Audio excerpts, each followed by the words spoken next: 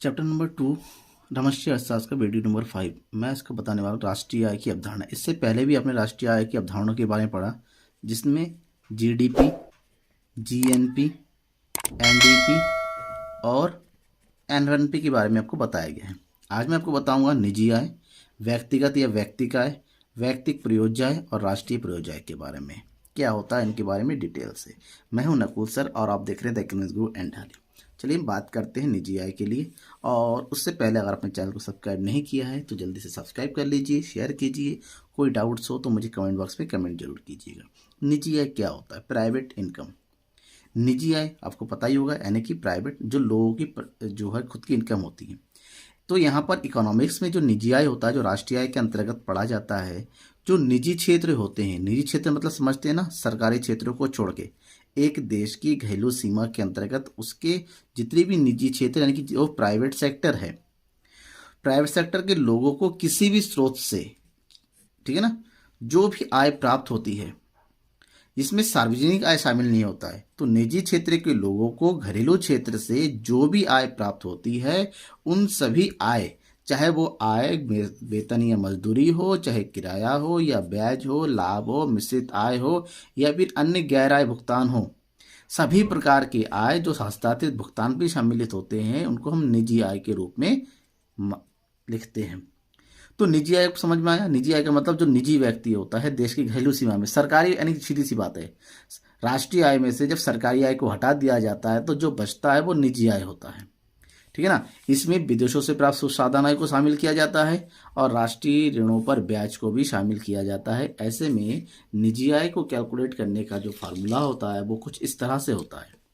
घरेलू आय क्षेत्र में निजी क्षेत्र को प्राप्त आय, यानी कि घरेलू क्षेत्र में निजी क्षेत्र को जो भी आय प्राप्त होगी उसमें विदेशों से संसाधन आय जोड़ दिया जाता है और साथ ही साथ राष्ट्रीय ऋणों पर ब्याज भी जोड़ दिया जाता है। जब हम इन तीनों चीज़ों को जोड़ेंगे तो वो होगा निजी आय। तो सिंपल सी बात करें कि राष्ट्रीय आय में से जब हम सरकारी आय को घटा देंगे तो जो बचेगा वो होता है आपका निजी आय। निजी आय के बाद हम बात करते हैं व्यक्तिगत, यानी कि पर्सनल इनकम की।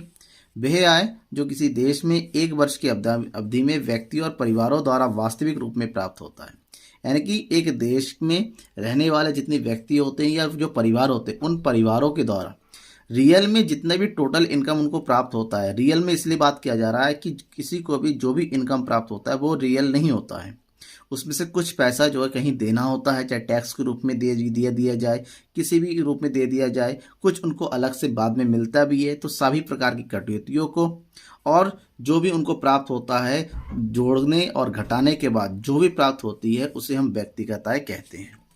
तो यहाँ पर व्यक्तिगत आय का जो फार्मूला होता है वो ये है कि राष्ट्रीय आय में से निगम कर, ठीक है ना, यानी कि जो लाभ होता है, लाभ में जो टैक्स जमा करना पड़ता है निगम कर, कुछ लाभ ऐसे होते हैं जो अभी तक बांटा नहीं गया है उसको, और सामाजिक सुरक्षा में जो अंशदान होता है, और इसके अलावा जो हस्तांतरण आय है जो प्राप्त होता है जैसे सब्सिडीज वगैरह, इन सबको जोड़ेंगे और टैक्स वगैरह घटाएंगे राष्ट्रीय आय में से, तब जाके हमें व्यक्तिगत आय की प्राप्ति होती है। व्यक्तिगत आय के बाद हमें आता है व्यक्तिगत प्रयोज्य। प्रयोज्य का मतलब व्यय योग, जिसको हम कहते हैं ऐसे आय जो व्यय योग होता है। यहाँ पर व्यक्तिगत आय है लेकिन अभी भी इस खर्च को 100% खर्च नहीं किया जा सकता।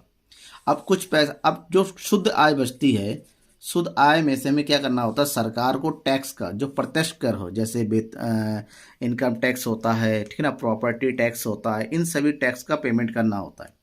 इसके अलावा अगर कहीं पर कुछ दंड या जुर्माना वगैरह लगाया जाता है तो वो भी आय में से उसको देना पड़ता है।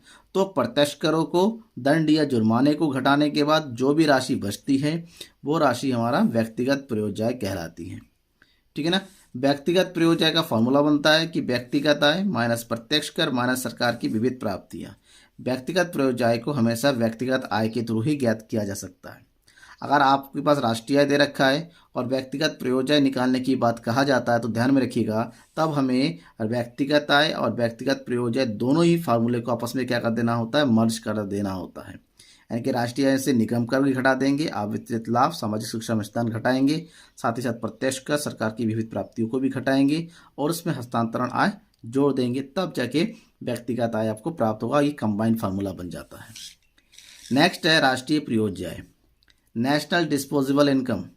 राष्ट्रीय मतलब एक राष्ट्र की, यहाँ पर तो हमने व्यक्तिगत बात किया, एक व्यक्ति की, एक परिवार की जो खर्च करने योग्य आय। अब पूरे राष्ट्र की जो खर्च करने योग्य आय होता है, व्यय करने योग्य आय, उसे राष्ट्रीय पूर्वोदय कहते हैं। ठीक है ना, यानी कि किसी भी देश की बाजार कीमत पर वह शुद्ध आय जो उस देश को व्यय करने के लिए उपलब्ध होती है।